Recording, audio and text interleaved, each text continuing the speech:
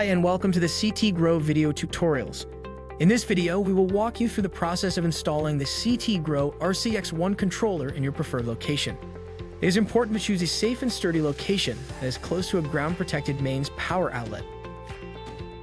As you can see in numbers 1 to 4, the RCX-1 is equipped with 4 mounting tabs. Use these tabs to securely install the controller in your preferred location. The vent port, as you can see in number 5, is essential for cooling the controller and should not be blocked. You have the option to connect a local Ethernet cable to the LAN port on your RCX-1 for a stable wired network connection. This step is optional, but it is important to note that if you plan to use the RCX-1 outside access function, the use of a LAN cable is required. To do this, simply plug your local Ethernet cable into the port marked with LAN connection on the bottom left of the controller, as you can see at number 1. Next, let's connect the power cable and plug the C14 power connector into the power inlet located on the bottom right side of the controller, as shown in number 2.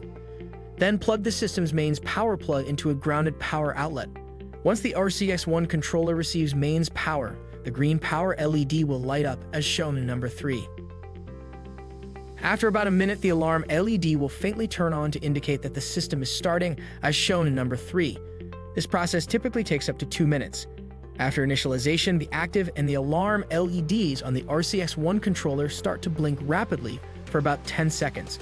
This indicates that the system is almost ready.